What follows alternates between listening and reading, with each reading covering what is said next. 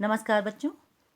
आज कक्षा 10 की पाठ्यपुस्तक स्पर्श के पाठ 3 को पढ़ेंगे। ततारा वामीरो कथा। इस कथा के लेखक हैं लीलाधर मंडलोई जी। तो सबसे पहले लीलाधर मंडलोई जी का परिचय प्राप्त करते हैं। लीलाधर मंडलोई जी का जन्म 1954 में जन्माष्टमी के दिन छिंदवाड़ा मध्य प्रदेश के एक छोटे से गांव गुढ़ी में हुआ। इनकी शिक्षा दीक्षा भोपाल और रायपुर में हुई। प्रसारण की उच्च शिक्षा हेतु वर्ष 1987 में कॉमनवेल्थ रिलेशन ट्रस्ट की ओर से लंदन गए।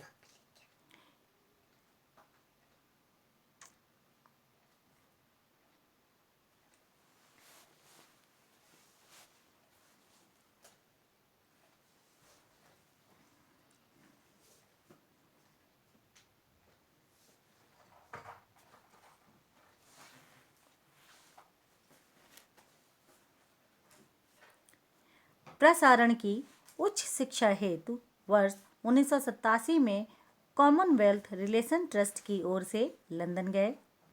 इन्होंने प्रसार भारती दूरदर्शन के महानिदेशक का कार्यभार भी संभाला है। लीलाधर मंडलोई मूलतः कवि हैं। उनकी कविताओं में छत्तीसगढ़ अंचल की बोली की मिठास है और वहाँ के जनजीवन का सजीव चित्रण है। उनका कवि हृदय ही है जो उन्हें लोक कथा, लोकगीत, यात्रा वृत्तांत, डायरी, मीडिया, रिपोर्टाज और आलोचना लेखन की ओर प्रवृत्त करता है। अपने रचना कर्म के लिए इन्हें कई पुरस्कारों से सम्मानित किया जा चुका है। इनकी रचनाएं हैं घर घर घूमा, रात बिरात, मगर एक आवाज, देखा अनदेखा तथा काला पानी।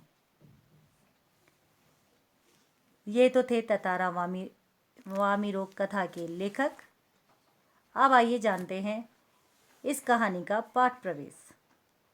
जो सभ्यता जितनी पुरानी होती है उसके बारे में उतने ही ज़्यादा किस्से कहानियाँ भी सुनने को मिलते हैं। किस्से ज़रूरी नहीं कि सचमुच उस रूप में घटित हों जिस रूप में हमें सुनने या पढ़ने को मिलते हैं। इतना ज़रूर है कि इन किस्सों में कोई न कोई संदेश या सीख निहित होती है। अंडमान निकोबार द्वीप समूह में भी तमाम तरह के किस्से मशहूर हैं। इनमें से कुछ को लीलाधर मंडलोई ने फिर से लिखा है। प्रस्तुत पाठ ततारा वामीरो कथा इसी द्वीप समूह के एक छोटे से द्वीप पर केंद्रित है। उक्त द्वीप में विद्वेष गहरी जड़ें जमा चुका है। उस विद्वेष को जड़ मूल से उखाड़ने के लिए एक युगल को आत्म बलिदान देना पड़ा था। उसी युगल के बलिदान की कथा यहाँ बयान की गई है। प्रेम सबको जोड़ता है और घृणा दूरी बढ़ाती है। इससे भला कौन इनकार कर सकता है। इसीलिए जो समाज के लिए अपने प्रेम का, अपने जीवन तक का बलिदान करता है, समाज उसे न केवल याद रखता है बल्कि उसके बलिदान को व्यर्थ भी नहीं जाने देता। इसीलिए जो समाज के लिए अपने प्रेम का, अपने जीवन तक का बलिदान करता है, समाज उसे न केवल याद रखता है बल्कि उसके बलिदान को व्यर्थ नहीं जाने देता। यही वजह है कि तत्कालीन समाज के सामने एक मिसाल कायम करने वाले इस युगल को आज भी उस द्वीप के निवासी गर्व और श्रद्धा के साथ याद करते हैं। अपने अगले वीडियो में इस कथा को पढ़ेंगे। तब तक के लिए धन्यवाद।